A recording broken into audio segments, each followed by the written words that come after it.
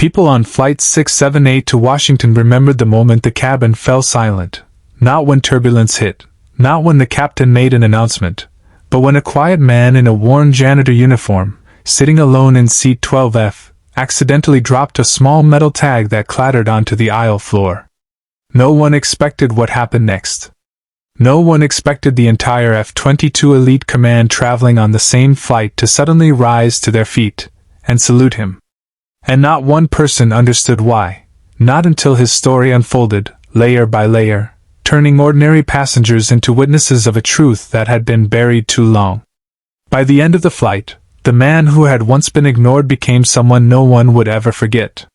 Ethan Ward had mastered the art of being invisible. Years of working double shifts as an airport janitor had taught him that people rarely looked down, rarely noticed a man mopping floors at 3 a.m., rarely saw the exhaustion buried in his eyes, or the way he checked his phone every hour for messages from his 8-year-old son, Liam. Since his wife's passing 2 years earlier, Ethan's life had been reduced to 2 missions: keep his boy safe, and keep the lights on. His coworkers knew him as the polite, quiet janitor who never complained, even when life seemed determined to crush him.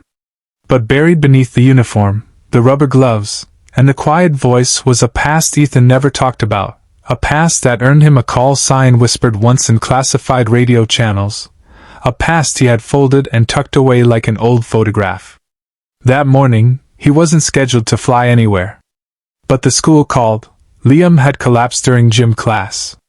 A heart complication they hadn't known about. The doctor demanded immediate evaluation at a children's hospital in Washington.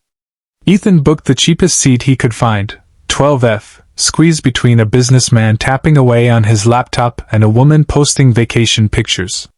He sat down quietly, clutching a folder of Liam's medical reports, praying the flight would land fast. The businessman beside him sighed loudly when Ethan brushed against him accidentally. "Watch it," he muttered without looking. "Sorry," Ethan whispered. The woman on the aisle glanced at his janitor uniform and immediately shifted away, as if he carried a shadow she didn't want touching her perfect life. Ethan ignored them.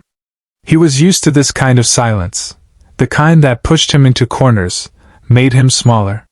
He looked out the window, breathing slow. He just needed to get to Washington. Nothing else mattered. But then the plane doors opened again. A group of passengers entered, 6 men and 2 women in civilian clothes, carrying black military duffel bags. Their posture, sharp eyes, and rigid discipline didn't need uniforms to reveal who they were. Even without knowing their names, you could feel it: military, elite. People whispered. "F-22 pilots," someone murmured. "Special command," said another.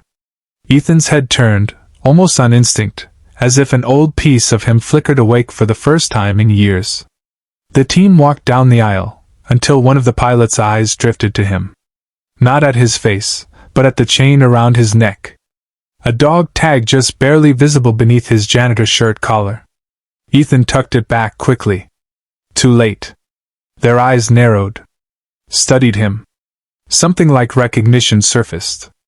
But the pilots kept walking, taking their seats several rows behind him. Ethan let out a breath he didn't know he was holding. The last thing he wanted was attention, especially from them. Not today. Not ever. The plane pushed back. The engines rumbled. And just when Ethan thought he would survive the flight unnoticed, fate decided otherwise. The turbulence hit hard. The cabin lights flickered. A panel above Ethan's seat snapped open, and his old metal tag, a small engraved emblem, fell from his pocket and clattered across the aisle. Passengers turned. But 8 elite F-22 officers froze. Their faces changed from mild annoyance to shock, to recognition, to respect so sharp it cut through the trembling cabin air. One by one, they stood up from their seats. Passengers gasped. The pilots were saluting. At the janitor no one ever looked at. And Ethan Ward closed his eyes, knowing the past he fought so hard to bury had just found him again. The cabin was dead silent.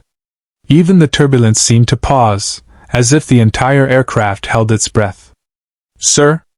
The lead pilot stepped forward slightly, voice steady despite the shaking plane. Is that really you? Ethan swallowed hard, eyes still closed. He had prayed this moment would never come. The passengers looked between Ethan and the pilots, confused, curious, awestruck.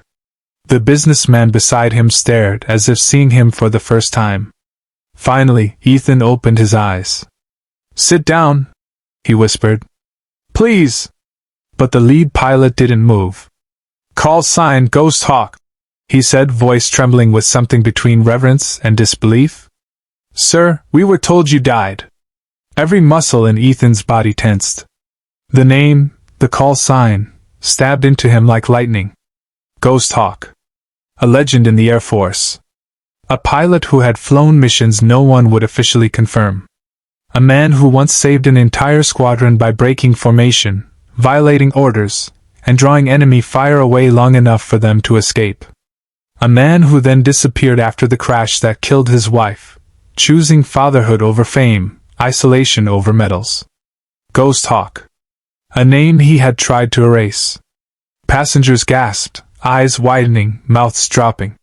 The businessman whispered, You're him? The woman beside him pressed a hand to her chest. Ethan shook his head. That man doesn't exist anymore. The lead pilot stepped closer. With respect, sir, heroes don't just stop existing. Ethan's throat tightened. I'm no hero, he said quietly. I'm just trying to save my son. His voice cracked, not from fear, but from the raw truth finally spilling out. And maybe that vulnerability, more than any call sign, was what changed the atmosphere in the plane. People softened. Judgment evaporated. They saw a father, not a uniform. A man carrying invisible weight. The turbulence hit again, harder this time. Oxygen masks dangled. People gasped and held their seats, but the F-22 command didn't move. Their eyes were locked on Ethan, steady as stone. Sir, the lead pilot said, you saved our commander.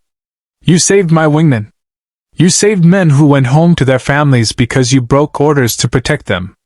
That isn't something you hide behind a mop. That's something we honor. Ethan looked away, blinking fast. I don't need honor, he whispered. I need my son to get the surgery he needs. A softer silence settled. Then something unexpected happened. The pilot closest to him said, almost gently, Then let us help. Ethan frowned. Help? Another pilot nodded.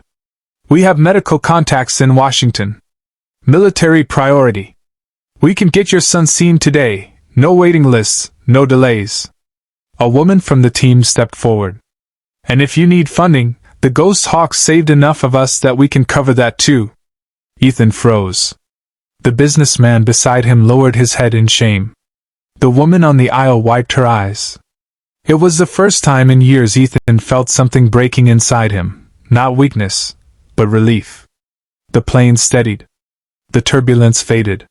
One by one, the F-22 pilots saluted him again, not Ghost Hawk, not a legend, but a father fighting alone.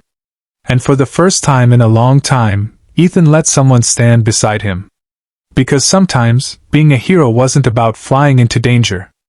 Sometimes it was about letting people in when you needed them most.